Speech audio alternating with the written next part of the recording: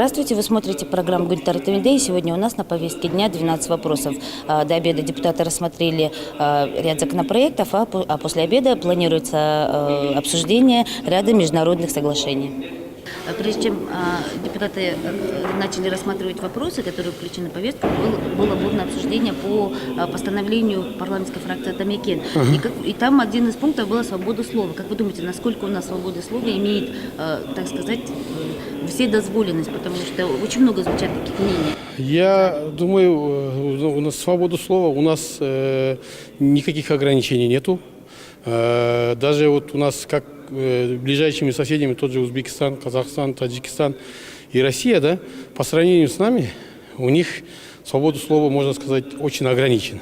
Поэтому у нас свобода слова есть. Даже вот в парламенте депутаты, даже оппозиционные депутаты и другие депутаты все сколько хотят, столько и времени дают, чтобы он говорил. И на улице точно так же и пишут, и говорят журналисты, в том числе и оппозиционные политики, участвуют в теледебатах. Поэтому я не думаю, что есть какие-то ограничения. Однако члены фракции, они говорили о том, что возбуждение уголовного дела в отношении ряда СМИ Генеральная прокуратура, они расценивают как факт того, что свобода слова в Кыргызстане, она ущемляется. Я насчет этого тоже наслышан. Я насчет этого, что это ограничения нету. Но каждый журналист или политик, он должен ответить за свои слова, которые ответил. Это почему ограничение думают? Если человек слово сказал, а может это неправда, он поливает грязью порядочного человека. Поэтому я не думаю, что если какие-то через суд он хочет доказать свою правоту, я не думаю, что это ограничение. Но если журналист говорил правду, он должен выиграть.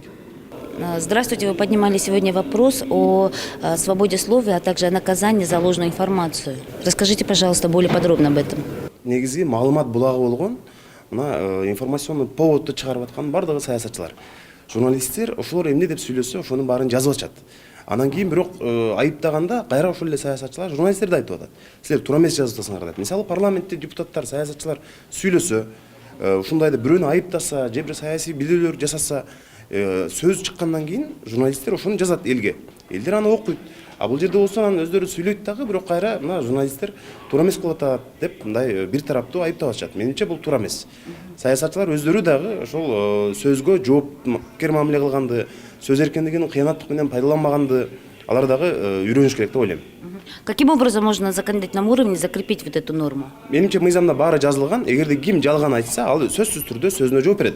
Ал интернетте, Facebookка жазабы, же 5-6 адам сүйлөшүп турган жерде жалган айтабы.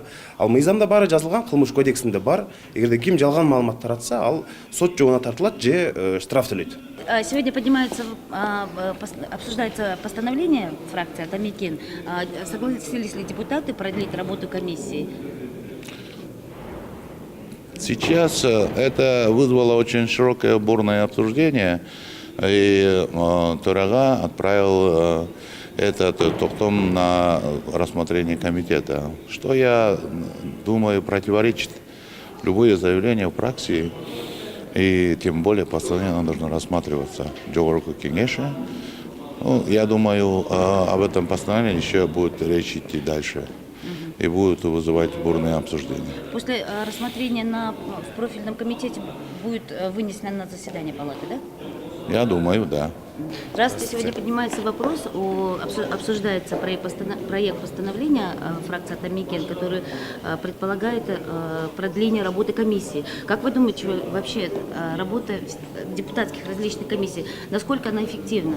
И даже звучат слова о том, что нету итогов, и их продление тоже не дает возможности для эффективной работы данных комиссий. Вот на все вопросы вы сами уже и ответили. Есть некоторые комиссии, которые до невозможности затягиваются, и актуальность вопроса она пропадает, смысл теряется в некоторых наших комиссиях. Некоторые комиссии, они оперативно решают вопросы, докладывают в парламент, и парламент принимает решение.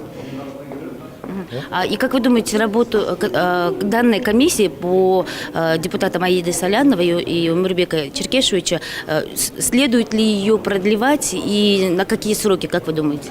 Вот один из членов рабочей группы, депутат, сказал, что комиссия до сих пор ни разу не собиралась по этому вопросу. Но я не вижу смысла этого продления. Сегодня было рассмотрено, бурно обсуждено постановление фракции «Атамекен». К чему в конце пришли, к какому единому Там мнению? два постановления. Первый проект постановления о поддержке свободы слова в Кыргызстане. Это главное достояние нашей страны, поэтому всячески мы должны поддерживать. А если преследовать позиции власти, тогда посадить всех наших импровизаторов, которые критикуют власть, всех журналистов, всех наших пародистов. И это Кыргызстан так не выдержит. На второй вопрос о продлении срока комиссии. Раньше членом комиссии был Текебаев, поскольку он сейчас находится, известно, где там он находится, и